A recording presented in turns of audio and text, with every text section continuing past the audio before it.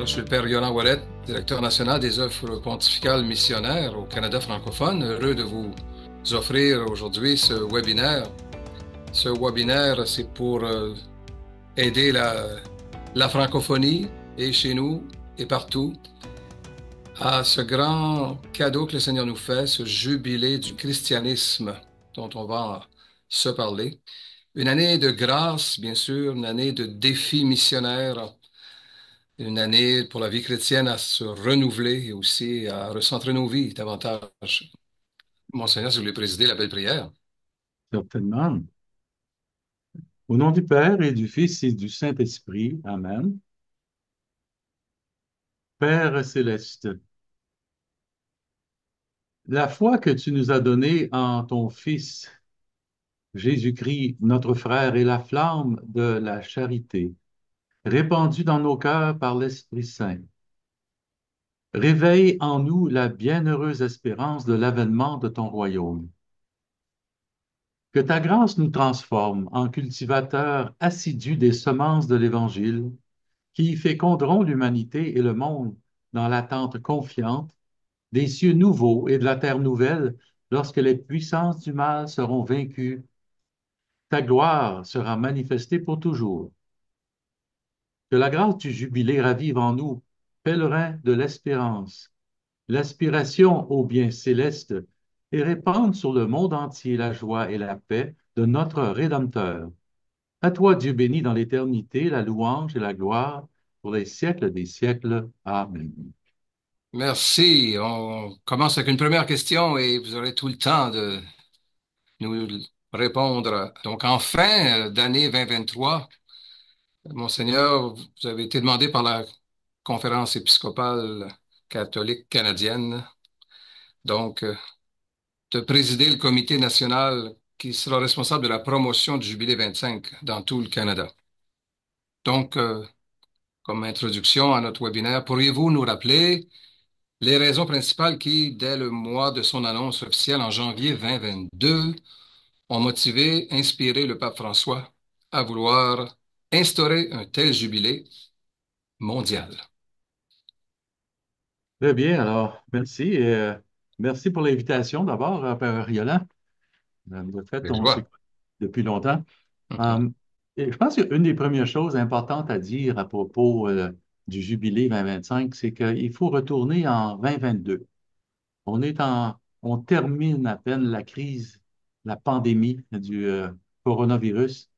Donc, on a connu des soubresauts, des dépressions, il y a eu toutes sortes de choses. Il y a eu des personnes âgées qui mouraient. On était séparés de l'un de nous, surtout même de nos parents à certains moments. Donc, on a vécu un temps de détresse, un temps assez... ça, c'est dans le monde entier, comme vous le savez. Et c'est justement en janvier 2022 que le pape François a dit, euh, il s'en vient l'année 2025. Et puis, à l'année 2025, j'aimerais qu'on ouvre un jubilé qui porte sur l'espérance. Comprenez le lien avec ce qu'on vient de vivre en plus. Donc, c'était à propos de parler. Donc, il a parlé des pèlerins de l'espérance. Parce qu'on est tous des pèlerins, des marcheurs. On est en route vers la patrie céleste, bien sûr.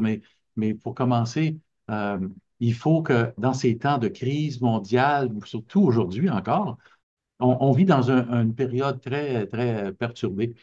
Et donc, le thème du Jubilé 2025 a toute son importance. Puis c'est le désir du pape qui a commencé ça donc depuis déjà 2022. Puis il avait dit, en 2023, j'aimerais qu'on réfléchisse pour préparer le Jubilé. On va réfléchir ensemble sur les documents de Vatican II. Donc, durant cette année-là, la CECC a fourni toutes sortes de documents aussi pour qu'on puisse s'en servir pour pouvoir promouvoir justement la connaissance de ces documents importants dans la vie ecclésiale. Puis ensuite, il a dit, dans l'année 2024, ben, on va la centrer sur la prière pour préparer justement l'arrivée du grand jubilé. On va essayer de redécouvrir l'importance de notre relation avec Dieu, comment écouter la parole de Dieu d'une façon, je vais dire, entre parenthèses, entre guillemets, synodale, c'est-à-dire euh, d'une façon en route, en marche avec d'autres personnes. On va prier ensemble, on va partager la parole de Dieu, on va l'écouter. Donc, c'est tout ça qui est inclus dans ça, dans cette année 2024, qui est l'année de la prière, justement pour préparer le grand jubilé, officiellement ouvert le 24 décembre. Donc, on va déjà ouvrir la première porte, qui est la porte de Saint-Pierre. Il y a quatre autres portes qui vont être ouvertes aussi, plus il y a une prison à laquelle le pape a voulu qu'il y ait un endroit pour les indulgences plénières aussi soit donné. J'en parlerai plus tard de ça. Alors, pour commencer, ce qui est important de savoir, ben, c'est quoi un jubilé d'abord? Alors, je vais commencer par vous lire simplement trois lignes qui viennent du livre du Lévitique dans l'Ancien Testament. Ce que la terre aura fait pousser pendant ce repos sabbatique, vous vous en nourrirez, toi, ton serviteur, ta servante et le salarié ou l'autre qui réside chez toi. Tous ces produits serviront de nourriture à ton bétail et aux bêtes qui sont dans le pays. Alors, le jubilé, c'est le nom d'une année particulière, hein. On est dans le cadre juif, bien sûr, et il semble dériver de l'instrument utilisé pour en indiquer le début. On appelle ça le yobel, qui est comme la corne du bélier dont le son annonce le jour de l'expiation. Vous savez que la fête du Yom Kippour, chez les Juifs, cette fête a lieu chaque année, mais elle prend une signification particulière quand elle coïncide avec le début de l'année jubilaire. On en retrouve une première idée dans la Bible. Il devait être convoqué tous les 50 ans, car c'était l'année supplémentaire, on dirait, à vivre toutes les 7 semaines d'année. Donc, encore une fois, la référence au Lévitique 25 vient de citer, mais aussi au verset 8 à 13. Moi, j'avais cité 6 à 7, mais au 8 à 13, on va parler de ce 50 ans d'une façon plus spéciale. Bien que difficile à réaliser, il était proposé comme l'occasion de rétablir le rapport correct avec Dieu entre les personnes et avec la création. Alors, il impliquait la remise des dettes. Comprenez bien, la remise des dettes, c'est quelque chose que beaucoup de gens entendaient là, aux 50 ans, hein. Toutes les dettes, selon la demande de Dieu, dans le livre du Lévitique, toutes les dettes devaient être remise. Donc, la restitution des terres aliénées, le repos de la terre aussi. C'est une année de repos. Alors, en citant le prophète Isaïe, l'évangile de Saint Luc décrit hein, aussi la mission de Jésus. L'Esprit du Seigneur est au-dessus de moi. C'est pourquoi il m'a consacré par l'onction.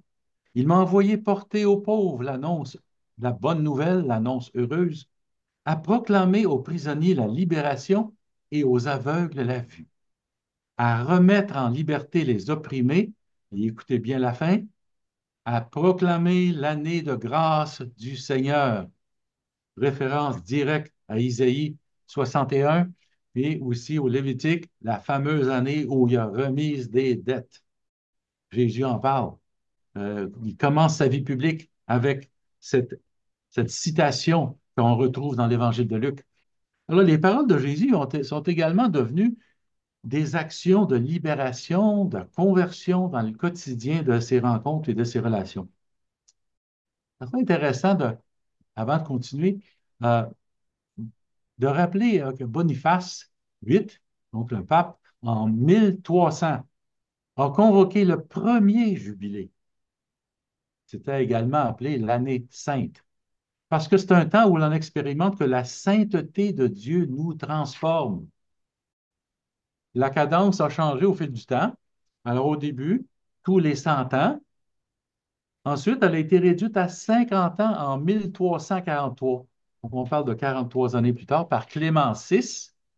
Puis ensuite, ça a été réduit à 25 ans en l'an 1470 par Paul II.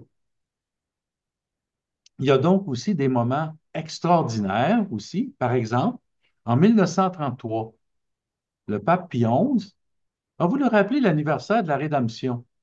Et en 2015, le pape François a lancé l'année de la miséricorde. La manière de célébrer cette année a également été différente. À l'origine, elle coïncidait avec la visite aux basiliques romaines de Saint-Pierre et Saint-Paul, puis avec le pèlerinage. Par la suite, d'autres signes ont été ajoutés, comme celui de la porte sainte. En participant à l'année sainte, on vit donc une indulgence plénière. Je vais vous en parler tout à l'heure. C'est un peu complexe, mais c'est très beau aussi en même temps, vous allez voir. Alors, pardon, qu'est-ce que c'est qu'un pèlerinage? Alors, le Père Yolin et moi, on a travaillé dans des centres de pèlerinage, on comprend euh, le sens, la beauté de tout ça, comment des pèlerins qui viennent, des fois c'est seulement des touristes, d'autres fois c'est des touristes religieux, des fois c'est des gens d'une grande foi, des fois c'est des gens qui demandent des faveurs spéciales. Alors, ils partent de chez eux et ils prennent la route. Puis donc, il y a une préparation dans la prière bien avant, quand ils planifient leur voyage. Puis ils savent qu'ils vont aller faire une demande spéciale, mettons à Marie ou à Sainte-Anne, Saint-Joseph, à l'oratoire. Et là, ils préparent tout ça. Alors, le jubilé demande qu'on se mette en marche aussi, de franchir certaines frontières. C'est pour cela que le pape a donné le thème de pèlerinage, un pèlerin d'espérance, hein. Alors, lorsque nous bougeons, en effet, nous ne changeons pas seulement un lieu, mais nous nous transformons nous-mêmes. C'est pourquoi il est important de se préparer, de planifier le trajet, de connaître la destination. Puis c'est dans ce sens que le pèlerinage caractérise cette année, qui est caractérisé cette année, il commence avant le voyage lui-même. Son point de départ, sa décision de le faire. Et vous savez, l'étymologie du mot pèlerinage est très éloquente. Elle a subi peu de changements de sens à travers l'histoire. Le mot, en effet, vient du latin per ager, per ager, qui signifie à travers les champs, ou per eger, qui signifie passage de frontière. On- les deux racines rappellent l'aspect qui est distinctif, donc, d'entreprendre un voyage. Vous savez qu'Abraham, dans la Bible, il est décrit aussi comme une personne qui est en chemin, c'est un pèlerin. Le Seigneur lui avait dit, quitte ton pays, ta parenté et la maison de ton père. Ça, c'est une référence au livre de la Genèse, au chapitre 12, verset 1. Alors, donc, avec ces mots, commence son aventure qui va se terminer où? Dans la terre promise. Il est décrit comme un araméen errant au Deutéronome 26. Et dans la même lignée, le ministère de Jésus va s'identifier à un voyage à partir de la Galilée vers la ville sainte. C'est là qu'il va terminer son grand parcours à travers ces 3 années. C'est là où il va donner sa vie pour nous, ressusciter aussi. Alors, en Luc, par exemple, on dit alors qu'ils accomplissaient les jours où ils seraient élevés en haut, il prit la ferme décision de se mettre en chemin vers Jérusalem. C'est de là que ça part aussi, hein, le pèlerinage. Il appelle lui-même les disciples à parcourir cette voie. Puis encore aujourd'hui, les chrétiens sont ceux qui le suivent et qui se mettent à sa suite. Le parcours, en réalité, vous savez, il se construit progressivement. Il y a plusieurs itinéraires à choisir, des lieux à découvrir, des situations, les catéchètes, les rites, les liturgies, les compagnons de voyage, qui permettent de s'enrichir de nouveaux contenus et de nouvelles perspectives. La contemplation de la création fait également partie de tout cela, surtout ceux qui font le- le pèlerinage de Saint-Jacques-Compostelle, là, qui dure très longtemps. Ils ont le temps de regarder la création puis de bénir le Seigneur aussi, hein. Donc, le pèlerinage, il ne faut jamais oublier ceci, c'est une expérience, une démarche de conversion, de changement de son existence pour l'orienter vers la sainteté de Dieu. C'était ça chez les Juifs, c'est encore ça aujourd'hui. Avec elle, on fait aussi, Sian, je dirais, l'expérience de cette partie de l'humanité qui, pour diverses raisons, est obligée de se mettre en route pour chercher un monde meilleur pour elle-même ou pour sa famille. Alors maintenant qu'on comprend un peu davantage que c'est euh, le, le pèlerinage, l'idée de François derrière ça, on a vu aussi en même temps quel est le sens du pèlerinage. Ça serait important maintenant de voir, mais qu'est-ce que c'est ça, la porte sainte? Pourquoi on ouvre les 5 portes à Rome, et même une qui fait ouvrir dans la prison? Euh, alors, du point de vue symbolique, la porte sainte, elle prend une signification vraiment particulière. C'est le signe le plus caractéristique parce que le début est de pouvoir la franchir. Son ouverture par le pape constitue le début officiel de l'année sainte. Il n'y avait qu'une seule porte à l'origine, à la basilique Saint-Jean de Latran, qui est la cathédrale de l'évêque de Rome. Pour permettre donc aux nombreux pèlerins d'accomplir le geste, les autres basiliques romaines ont également offert cette possibilité. En passant ce seuil de la porte, le pèlerin, il se souvient du texte du chapitre 10 de l'Évangile selon Saint Jean. Je vais la lire. Je suis la porte. Celui qui entre à travers moi, il sera sauvé. Il entrera et sortira et trouvera le pâturage. Vous voyez, le geste exprime la décision de suivre et de se laisser guider par Jésus, qui est le bon pasteur. D'ailleurs, la porte est aussi un passage qui est introduit à l'intérieur d'une église.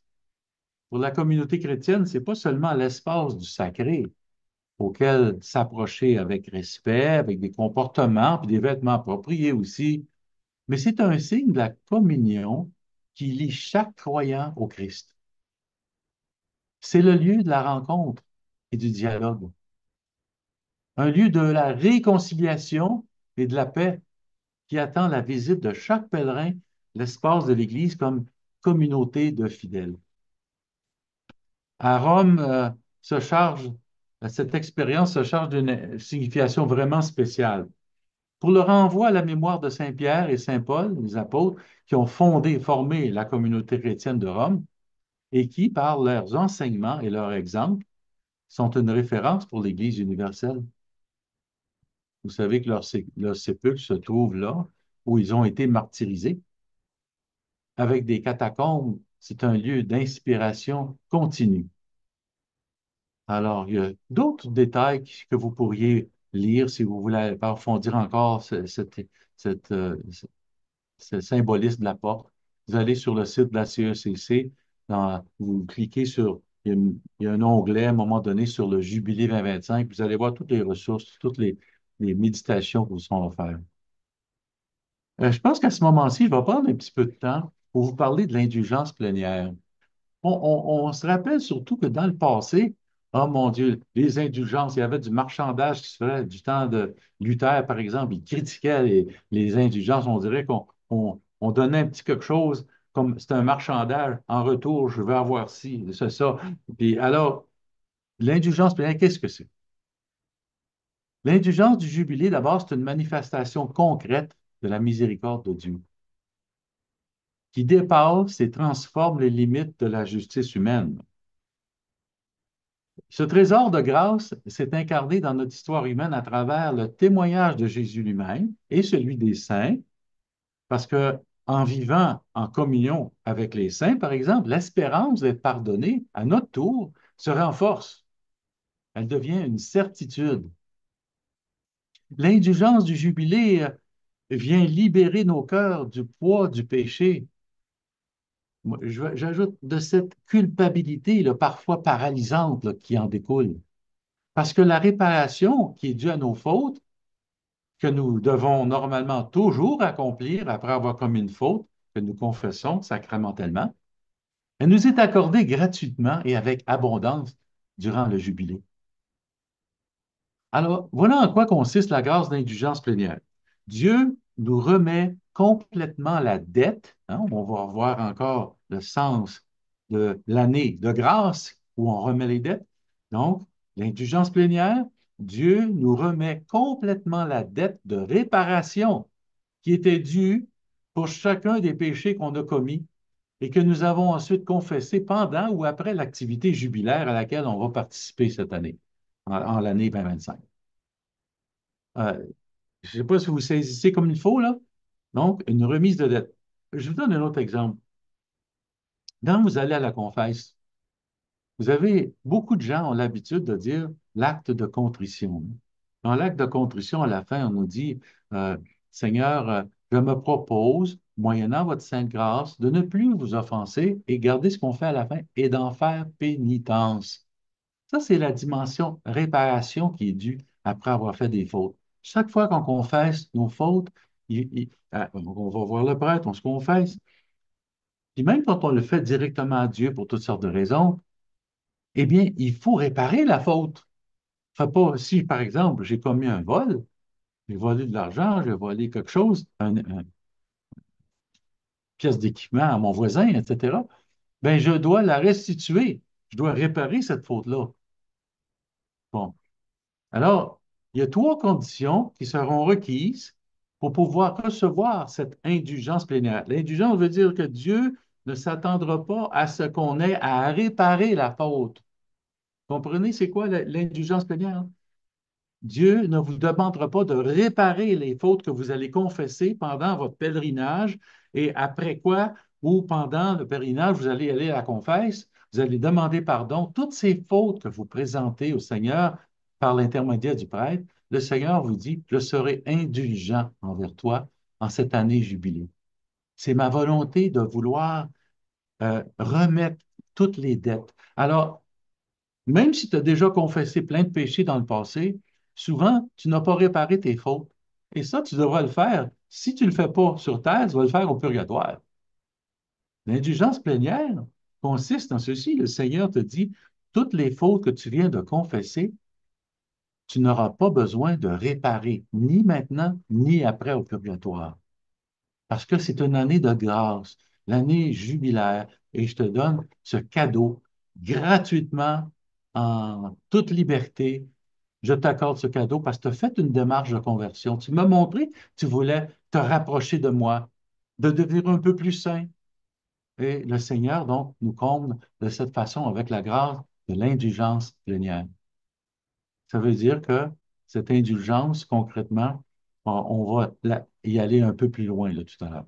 Donc, trois conditions sont requises pour pouvoir la recevoir, l'indulgence. La première, dans les semaines qui suivent, vous savez, c'est il faut aller se confesser.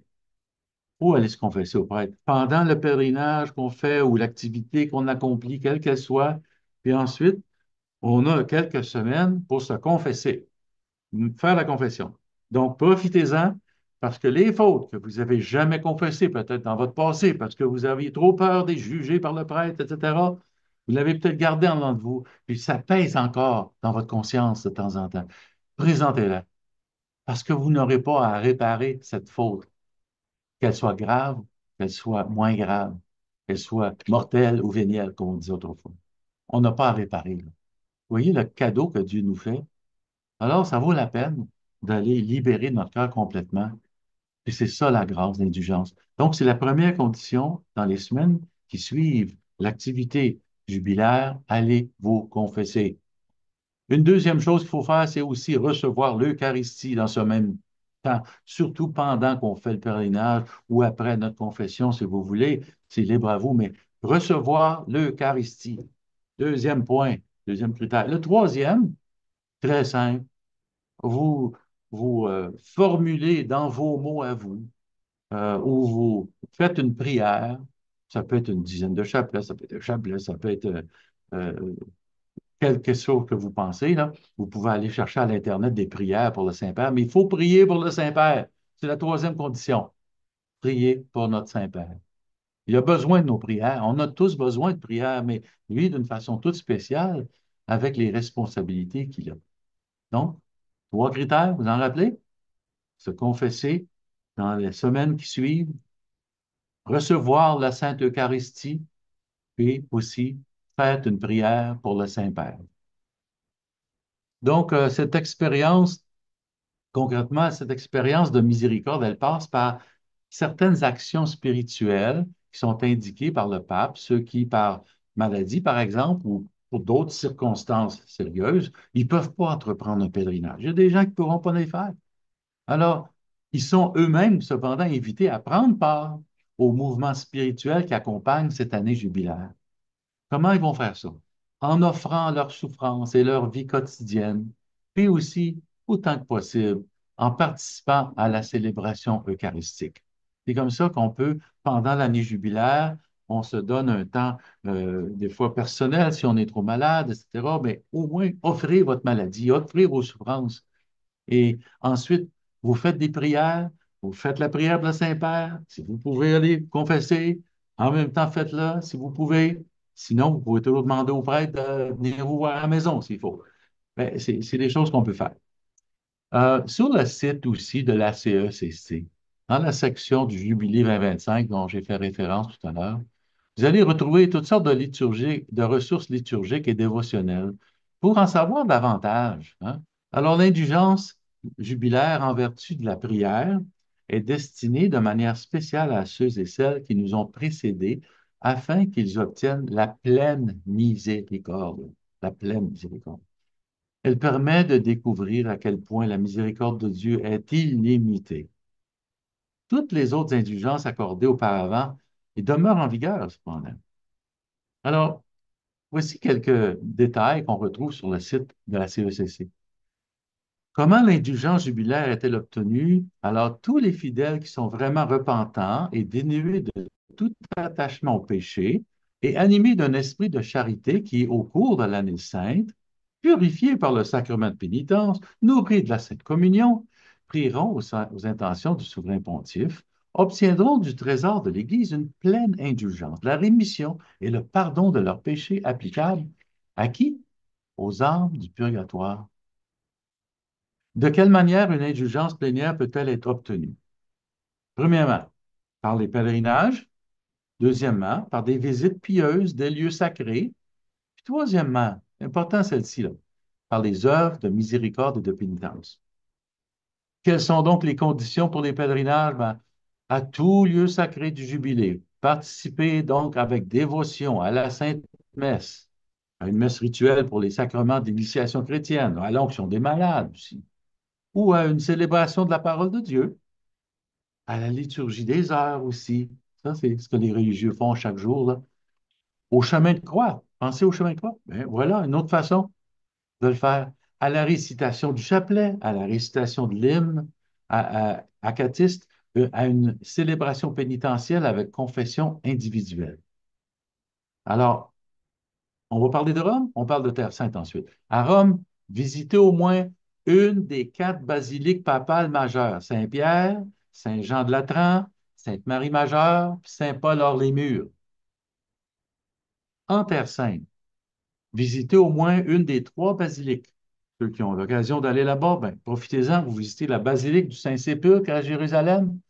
Vous pouvez aller voir la basilique de la Nativité à Bethléem ou la basilique de l'Annonciation à Nazareth.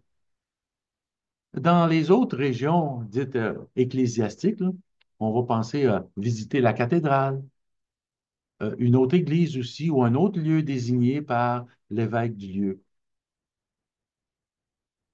Quelles sont les conditions pour les visites de lieux sacrés? C'est encore là les ressources que vous trouvez sur le site de la CECC. À tout lieu jubilaire, individuellement ou en groupe, s'engager pendant un temps convenable à l'adoration eucharistique, conclue par le Notre Père, le Credo et les invocations à Marie. C'est une autre façon, les conditions pour les visites des lieux sacrés. Je le répète, peut-être l'adoration eucharistique, on va conclure par un Notre Père, un Credo, des invocations à Marie. Et comme pour les lieux de pèlerinage, visitez les lieux suivants aussi aux mêmes conditions. Par exemple, à Rome, la basilique de la Sainte-Croix à Jérusalem, la basilique de Saint-Laurent à Alverano, la basilique de Saint-Sébastien, la visite traditionnelle des sept églises de Rome, le sanctuaire du Divin Amour. En tout cas, il y a toute une liste là, qui vous est présentée là-dedans. Vous irez voir. Et aussi à d'autres endroits du monde, bien sûr, comme la basilique Saint-François à Assise, la basilique de Notre-Dame-des-Anges à Assise également, des basiliques pontificales aussi. On pense à Notre-Dame de Lorette, Notre-Dame de Pompéi, Saint-Antoine de Padoue, n'importe quelle basilique mineure, église cathédrale, église co-cathédrale, si vous voulez aussi. Les sanctuaires mariales, les églises collégiales, les sanctuaires désignés par l'évêque ou par l'éparque diocésain, tout ça, ça entre là-dedans. OK? Alors, qu'en est-il des religieuses et des moines cloîtrés, des personnes âgées, des malades, des prisonniers, de ceux et celles qui travaillent au sein des hôpitaux ou les établissements de soins de santé, qui fournissent des soins continus aux malades? Qu'est-ce qu'il y en est d'eux? Les fidèles qui se repentent vraiment de leurs péchés, mais qui ne peuvent pas participer. Retenez bien ceci, là. Les fidèles qui se repentent vraiment de leurs péchés, mais qui ne peuvent pas participer aux diverses célébrations solennelles, aux pèlerinages et aux visites pieuses pour de graves raisons, peuvent obtenir l'indulgence plénière, l'indulgence jubilaire, aux mêmes conditions s'ils sont unis en esprit aux fidèles qui y participent en personne, spécialement quand les paroles du souverain pontife ou de l'évêque y sont transmises par des moyens de communication. C'est intéressant, hein? Pour obtenir l'indulgence jubilaire plénière de cette façon, des fidèles mentionnés ici-dessus doivent offrir des souffrances, leurs difficultés de leur vie, puis réciter aussi, bien sûr, le Notre Père, le Credo, puis des prières conformes aux objectifs de l'année sainte. Donc, c'est pas juste de dire je vais me joindre en esprit, là.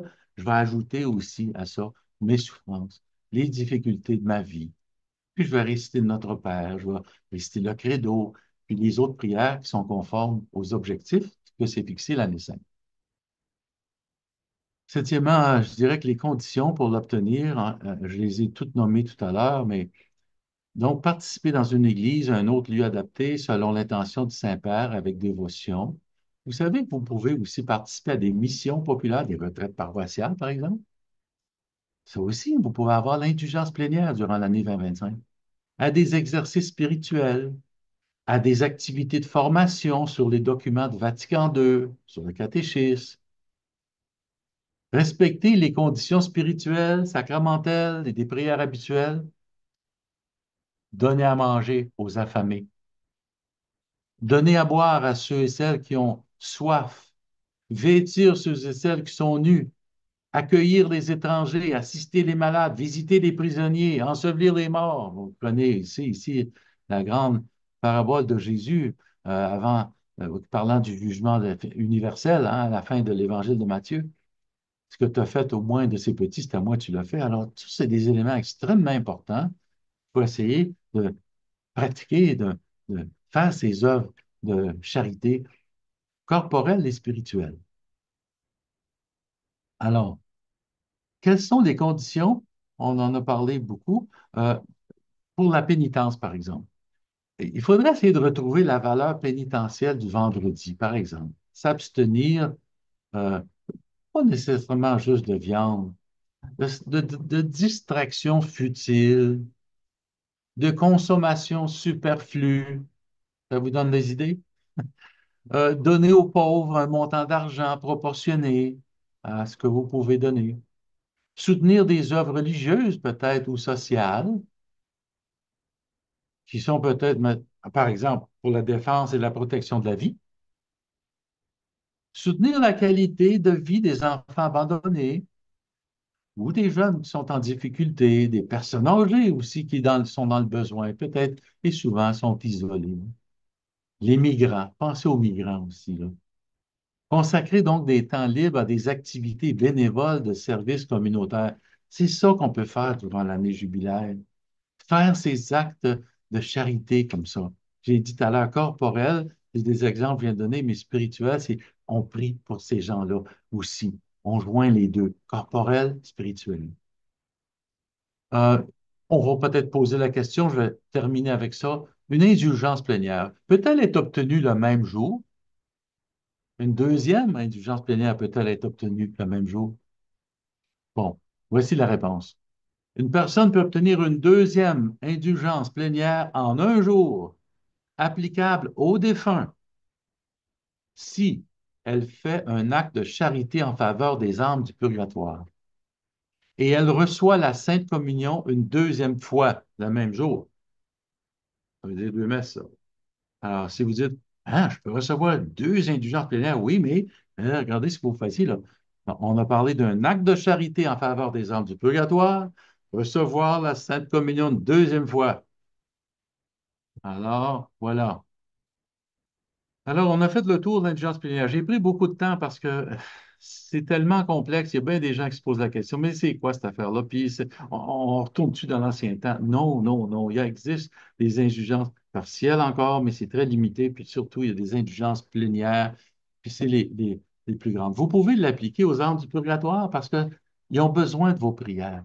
Jésus a dit tout ce que tu as fait au moins de ces petits, c'est à moi que tu l'as fait. Ben, quand tu fais du bien, quand tu pries, quand tu offres tes souffrances, quand tu offres les contrariétés là, qui viennent te bouleverser dans ta journée, tu l'offres pour un âme du purgatoire, en particulier un parent défunt peut-être, ben, tu viens peut-être d'aider cette personne-là à être libérée plus rapidement de cette souffrance spirituelle qu'elle vit dans le purgatoire, pour qu'elle puisse entrer maintenant dans la gloire de Dieu pour l'éternité.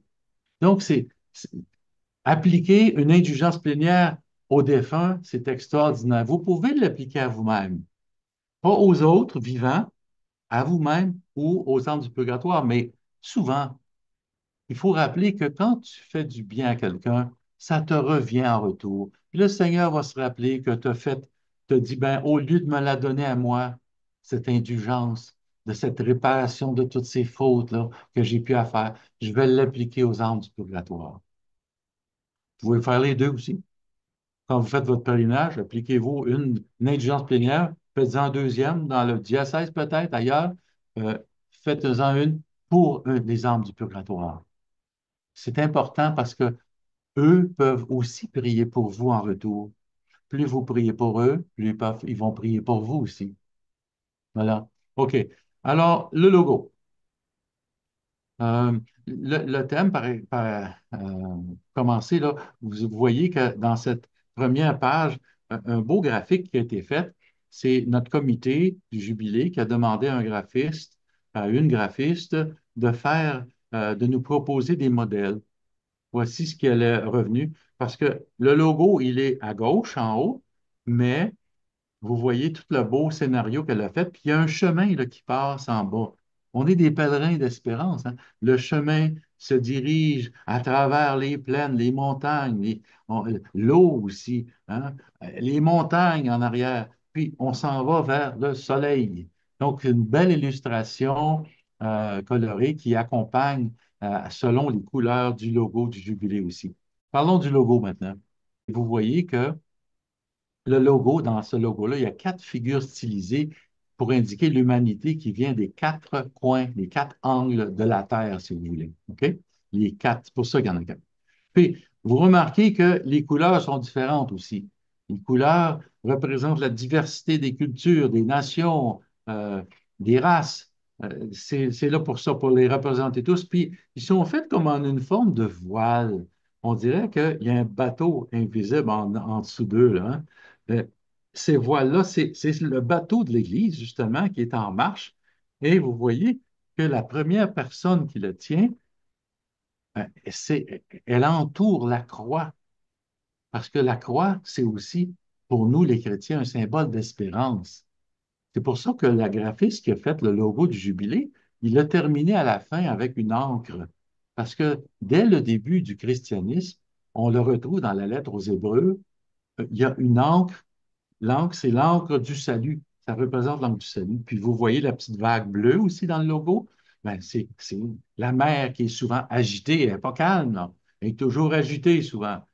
On a des moments d'accalmie, mais bon Dieu que l'Église on passe à travers des secousses puis des périodes difficiles. Mais le thème est écrit dans Pèlerin d'espérance, malgré les vagues. On se tient ensemble, on est tous dans le bateau, on s'accroche à la croix parce que c'est le symbole de Jésus. Puis notre angle du salut, c'est l'espérance qui nous maintient dans ce monde en détresse, dans ce monde qui vit des guerres, qui vit toutes sortes de bouleversements. Alors, ça, c'est un peu pour vous donner une idée de ce logo. Donc, le rite d'ouverture de l'année jubilaire. Le pape François, dans sa bulle qu'il a passée au mois de mai dernier, qui s'appelle Spes non confundit, l'espérance n'est pas confondue, hein, a établi que l'année jubilaire va débuter, on a dit, le 24 décembre, dans la solennité de la Nativité du Seigneur, par l'ouverture de la porte sainte de la basilique Saint-Pierre au Vatican. Le dimanche suivant, c'est là que ça nous touche encore plus, d'une façon spéciale, parce que le 29 décembre 2024, la fête de la Sainte Famille de Jésus, Marie et Joseph, c'est l'ouverture du jubilé qui va être célébré dans les églises particulières. Donc, le lieu, l'ouverture solennelle de l'année jubilaire se déroule lors d'une célébration eucharistique qui va être présidée par l'évêque du diocèse dans l'église cathédrale, qui est la mère de toutes les églises du diocèse. Puis l'Eucharistie d'ouverture du jubilé va être unique, qui est unique, est célébrée dans la cathédrale. Alors, ça veut dire que le 29 décembre, normalement, tous les évêques sont en poste dans le cathédrale. On va célébrer cette grande cérémonie d'ouverture du jubilé 2025. Dans le cadre, je cite quelques éléments encore, là, dans le cadre de la célébration eucharistique, le signe particulier de l'ouverture solennelle de l'année jubilaire est le pèlerinage avec l'entrée processionnelle de l'église diocésaine. Derrière la croix, et elle s'en va dans la cathédrale où le pasteur du diocèse exerce son magistère. Elle se déroule en trois étapes, cette procession. OK? On va la commencer dans une église voisine, si on peut, parce que des fois, au Canada, on a de la neige aussi. Des fois, on ne pourra pas la faire comme prévu, hein? On n'est pas à Rome. Mais pour dire que voici les trois étapes de la procession, la collectio qu'on appelle, ou le rassemblement, dans une église proche ou dans un autre lieu approprié. C'est là que ça commence, une petite célébration de liturgie, de la parole et tout. Et l'évêque est là avec les fidèles. Puis là, on part en pèlerinage, en route. Après une petite quinzaine de minutes là, dans cette église-là, on s'en va en route jusqu'à l'autre église. Ça, c'est le pèlerinage. Et la troisième étape, la procession, se fait à l'entrée dans la cathédrale. À l'entrée de la cathédrale, là, l'évêque va être avec les fidèles après avoir marché ensemble. Et puis là, on va faire une autre petite cérémonie pour faire la procession d'entrée dans la cathédrale ensemble. Puis là, on s'en va vers les fonts baptismaux. Là, il y aura une bénédiction de l'eau, il y aura l'aspersion que l'évêque va faire aux toutes les personnes rassemblées dans la cathédrale. Puis le porteur de la croix elle-même, là, c'est une croix spéciale que le pape nous demande de faire. Soit une croix qui est historique pour le diocèse, une croix qui est symbolique pour le diocèse, ou encore on en fait une croix, puis on la rend significative et adaptée pour le thème pèlerin d'espérance. Puis là, cette croix-là, une fois qu'on va bénir l'eau dans les fonts baptismaux, quelqu'un va apporter la croix, la mettre sur le pied à côté de l'autel où elle va demeurer toute l'année jubilaire. Toute l'année 2025, on va voir cette croix spéciale ou historique ou symbolique qui va être placée aux côtés de l'autel. Merci pour cette présentation, je dirais, très grande et très vaste. On a beaucoup de choses à découvrir pour bien se préparer aussi, bien la vivre. Je résumerais que c'est la grâce d'un Jésus de Nazareth là, qui se poursuit, hein? Une Oui. année de grâce, comme il a dit, une année de miséricorde, de libération, de sanctification, d'une vie nouvelle, réconciliée, c'est extraordinaire, où on apprend toujours à faire justice aux pauvres, aux petits, aux mal-aimés. Donc j'aimerais ça peut-être, si vous voulez en parler une dernière fois, on en a parlé un peu, mais Oui. donnez-nous une idée de, oui, il y a les pèlerinages à Rome qui pourront se faire, mais pour bon nombre de nous, ça sera ici dans nos belles églises locales. Donc, Mhm. c'est ça notre option. Donc, donnez-nous une idée de ce qui va se passer en termes d'initiatives dans nos diocèses au Canada. Très bien. Euh, alors, vous remarquez là-dedans, ça, c'est une fois qu'on a été dans la première page frontispice de la CECC, les évêques du Canada, vous choisissez un onglet là-dedans qui va vous parler du Jubilé 2025, et là, ça vous ouvre à cette page que vous voyez devant vous. Dans cette page, euh, la première boîte, la première fenêtre, si on veut, ça s'appelle Année du Concile 2023. Dans ça, il y a des documents pertinents pour réfléchir ensemble, pour des exercices à faire sur les documents conciliaires de Vatican II. Dans le deuxième onglet, tout de suite à la droite, en plein milieu en haut, Année de la prière 2024. Mais là, vous allez retrouver plein de choses dans ça. Euh, des ressources, par exemple, sur des webinaires qu'on a présentés en 2024. Vous Mhm. savez qu'on a C'est vrai. présenté deux séries de 8 webinaires, un en français et 8 autres en anglais. Ça a commencé en même temps. On l'a fait en 2 temps, au début de l'année, puis après ça, on l'a fait aussi à l'été, juste avant l'été. Et ça a tout été enregistré. Alors, il y a des liens que vous pourrez retrouver qui vont vous renvoyer à ces conférences qui ont duré, imaginez-vous, c'est une grande préparation sur la prière, la première série de 4 webinaires en français et en anglais. Les deux personnes avaient le même thème, mais ils l'ont abordé à leur façon à eux aussi, chacun. Puis la première, c'était Dr. Josephine Lombardi, qui actuellement travaille à Toronto et dans ces endroits-là, à London et partout, Hamilton. Elle est professeure dans euh, la théologie, elle accompagne des séminaristes aussi. Elle a écrit plusieurs volumes.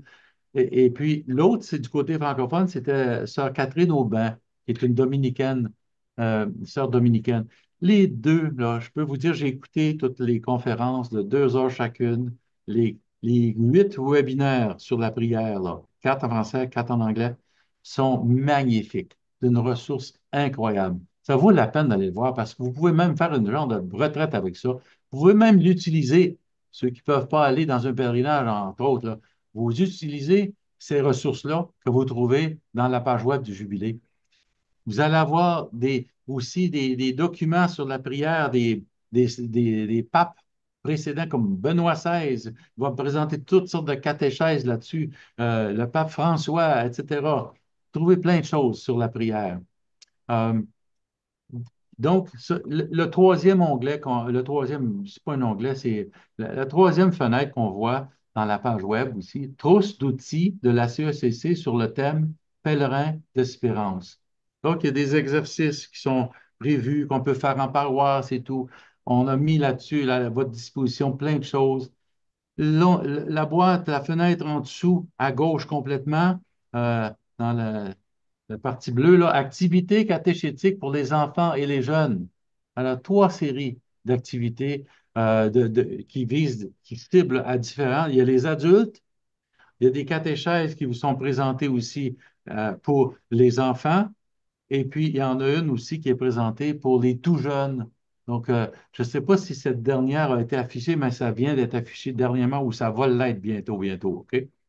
Chacune de ces cibles qui sont visées, il y a 6 thèmes qui sont développés et ça part, ça, de Spes Non Confundit, la bulle que le pape François a fait passer au mois de mai dernier, et puis dans laquelle on retrouve ces 6 éléments-là qui sont importants à réfléchir pour le jubilé 2025.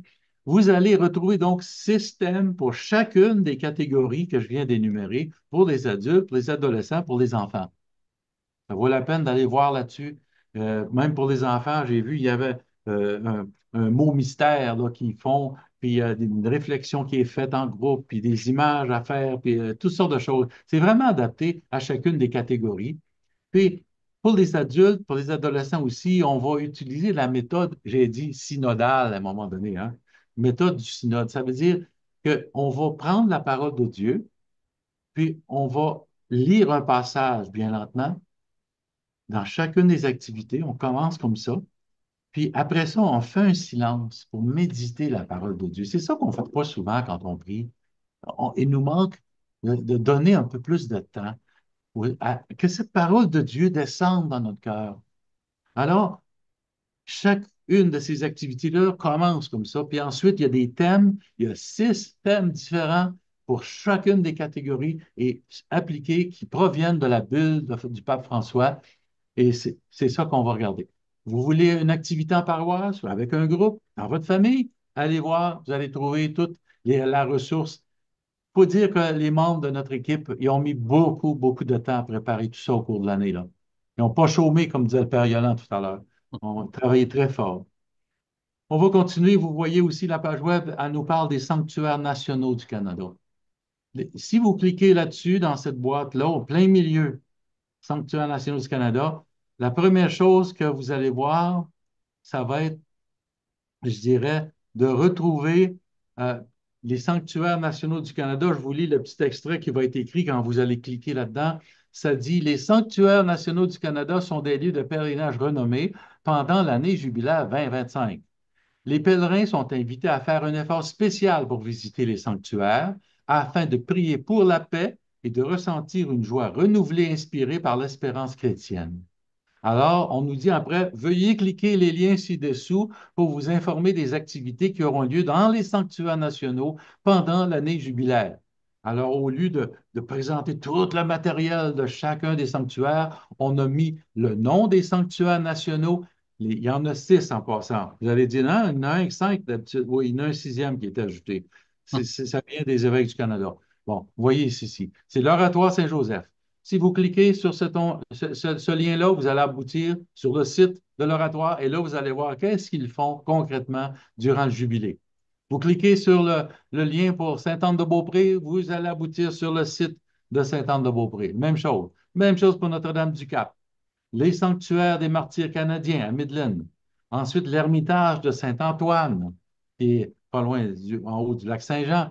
Vous savez, ça, c'est les cinq qu'on est habitué de reconnaître. On appelle ça les sanctuaires nationaux. Il en existe beaucoup qui sont des sanctuaires locaux, puis on peut faire des pèlerinages là aussi. Mais on a pensé vous parler d'abord davantage des grands sanctuaires qui sont beaucoup plus populaires. Et puis, on a ajouté dans ceux-là, dans cette liste-là, un sixième qu'on appelle le sanctuaire de Monseigneur Velikovski, martyr. Passant, c'est un rédemptoriste. Bon, ça venait de l'Église orientale, bien sûr, de l'Église ukrainienne. Monseigneur Velikovski, c'est un- un prêtre, un monseigneur qui a été torturé en prison, il a été empoisonné et on a essayé de le tuer de toutes sortes de manières. Il a survécu à tout ça. Il est arrivé au Canada, il a passé ses dernières années, mais affecté par ce poison qui a été infiltré dans lui. Puis il est devenu un martyr. Donc, je pense je ne sais pas s'il est bien heureux actuellement ou vénérable, mais en tout cas, Oui, Monseigneur Velikovski. Puis son sanctuaire, où est sa tombe, il y a beaucoup de miracles qui ont lieu là-dessus. C'est pour ça que les évêques canadiens ont cru ajouter ce sixième sanctuaire dit national. C'est un sanctuaire national. Alors, assez pour les sanctuaires. Euh, Vous allez retrouver aussi toutes sortes d'informations, encore là dans la page web que vous voyez en haut, si on descend à droite, au milieu, à droite, le dicaster pour l'évangélisation. Ça, c'est le bureau officiel du Jubilé qui vous renvoie au Vatican. Et là, il va vous donner toutes les dates que vous voulez savoir. Quand est-ce que lieu tel pèlerinage? Vous allez voir, il y en a une quantité industrielle. Il y en a, il y en a beaucoup, beaucoup durant l'année 2025. Euh, c'est presque épeurant. Mais il y en a pour tous les goûts. Alors, les gens qui veulent aller là-bas à Rome, vous décidez, puis là, vous pouvez vous enregistrer via cette boîte là, que vous voyez sur le site de la CEGC. Dans ça, ça vous renvoie directement au Dicaster. Vous pouvez vous inscrire pour toutes sortes de pèlerinages que vous voulez en groupe, à des grands groupes, des petits groupes, en personne, puis vous embarquez dans les pèlerinages qui font les portes saintes. En même temps, vous choisissez laquelle pèlerinage. Il y en a une série qui sont offerts là-bas. Puis, il y a des journées spéciales pour les jeunes aussi qu'il va y avoir dans l'année pour la béatification de Carlo Acutis, entre autres. Il va y avoir une grande célébration. Je me souviens plus de la date, Payolan, si vous vous souvenez-vous de la date du fameux, parce que non. c'est tout récent, mais, Oui, mais en tout cas, c'était au cours de l'année, puis si je ne me trompe pas, il me semble que c'est en juin ou en c'est juillet, je lors me de la souviens. journée des jeunes, je pense, oui. Bon, c'est ça. Mais c'est parce que il y a des plus jeunes, puis il y a des moins jeunes. Puis là, on parle des 18-35 ans. OK? C'est là qu'on va entrer dans la catégorie. Puis il va y avoir beaucoup, beaucoup de monde qui vont aller pour Carlo Acutis. Là. Il est très populaire, ce jeune-là. Et il est donc euh, canonisé à cette occasion-là. OK?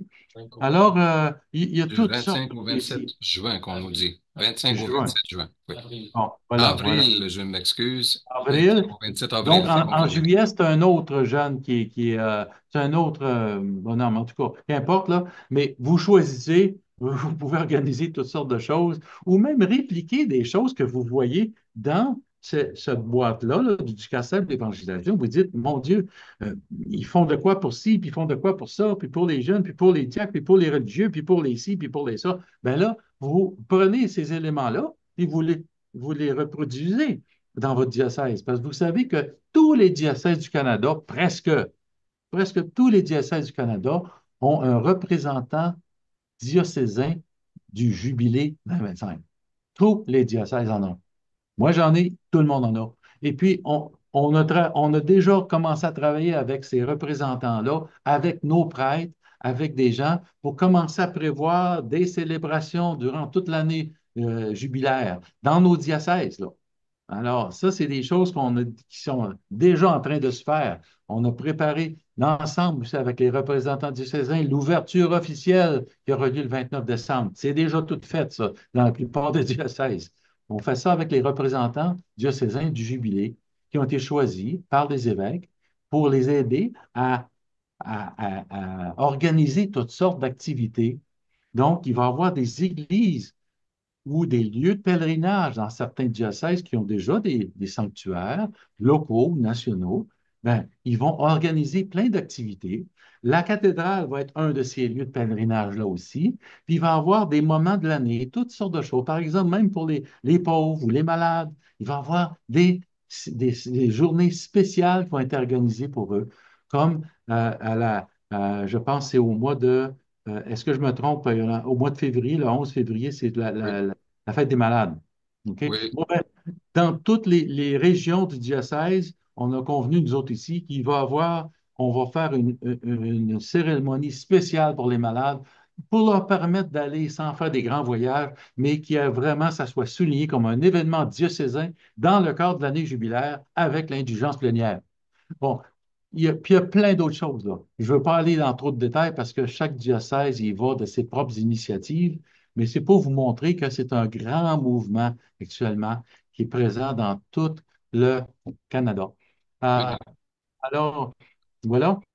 Merci, Monseigneur. C'est pas mal tout le temps que nous avons OK. pour Très notre bien. webinaire. Puis Oui. à nous de consulter justement les sites de nos églises diocésaines pour savoir ce qui est en préparation et en fête à l'horizon. Mhm. Un petit C'est détail dernier sûrement. peut-être, là, juste dans le site web, là. Vous voyez la dernière, c'est Trousse de conception graphique. Vous trouvez tous les éléments qui sont accessibles, que vous pouvez utiliser avec les droits d'auteur qui sont dans chacune de ces choses-là, bien sûr, mais vous pouvez les utiliser, les cartes de prière. Vous avez des enseignes que vous pouvez commander. Déjà, chez nous, par exemple, toutes les paroisses ont fait leur commande. On va commencer à imprimer le tout chez nos imprimeurs à nous. OK? C'est pour vous Eh donner bien, ça. on va aller voir tout ce qu'il y a là. Alors, Voilà. Monseigneur Guy Desrochers, un gros merci pour votre présentation.